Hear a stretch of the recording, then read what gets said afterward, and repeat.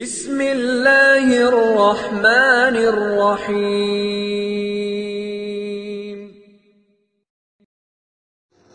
بسم اللہ الرحمن الرحیم وبہ نستعین۔ نسیم صبح کا پیغام لے کر حاضر خدمت ہے۔ آج بات کرنا چاہتے ہیں درود شریف کے ذریعے سے اپنی بات سامنے والے کو کیسے منوائیں، یا یہ کہیے کہ اپنی جائز بات پر سامنے والے کو کس طرح سے ایگری کریں۔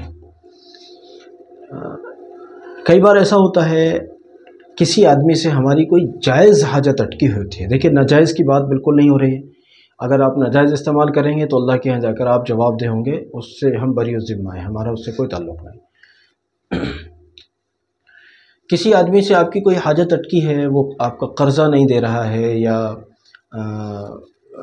آپ کی کوئی جائز ایسی بات ہے اس سے جو وہ مان لے تو آپ کا بھلا ہو جائے اور اس کا بھی کوئی نقصان نہیں ہوتا، اب کیا کریں؟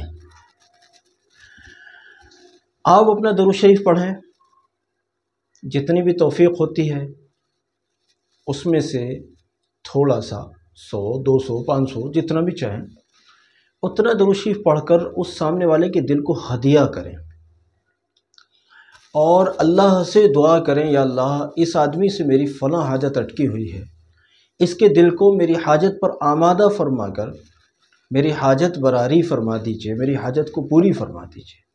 اس طرح سے دعا کی جائے، اس طرح سے عمل، اس طرح سے اس کے دل کو ہدیہ کرنے والا یہ عمل کیا جائے۔ دراصل درود شریف فوری مسئلے کا حل ہے، فوری مسئلے کا۔ کل میرے پاس ایک صاحب نے میسج کیا اور وہ بتا رہے تھے کہ ان کو، وہ اپنے کاروبار پر رہے ہوں گے، کہ مجھے بہت شدید بخار ہوا اور متلی جیسا ہو رہا تھا، قے جیسا ہو رہا تھا، کہ ایسا لگتا تھا جیسے قے ہو جائے گی، اور اتنی جلدی کسی ڈاکٹر تک پہنچنا بھی مشکل تھا۔ کہنے لگے مجھے خیال آیا، وہ درود شریف پڑھتے ہی ہیں، مجھے خیال آیا کہ میں درود شریف پڑھوں۔ اللہ کی قدرت سے انہوں نے درود شریف پڑھنا شروع کیا۔ کہتے ہیں کہ میرے تعجب کی انتہا نہ رہی کہ وہ متلی یک لخت ختم ہو گئی، اور بخار تھا کہ ایک دم ٹھنڈا ہو گیا، مطلب بالکل نارمل ہو گیا۔ کہتے ہیں کہ اتنی جلدی تو نہ ڈاکٹر کی دوائی کام کر سکتی تھی، نہ ڈاکٹر کا انجیکشن کام کر سکتا تھا، جتنی تیزی سے فضل و خداوندی سے درود شریف کی برکت سے میرا مسئلہ حل ہو گیا۔ دیکھیے، درود شریف ایسی ہی عجیب و غریب چیز ہے، بس یہ مسئلہ ہوتا کیا ہے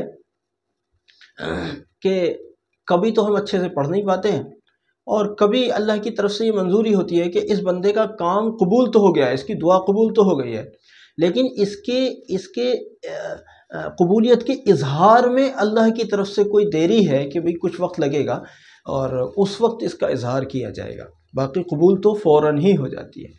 اور بیماریوں کی جہاں بات کیجئے تو بیماریاں تو ہم دیکھتے ہیں کہ بس پہلے دن اگر فائدہ نہیں ہوا تو دوسرے دن ہو جائے گا انشاءاللہ۔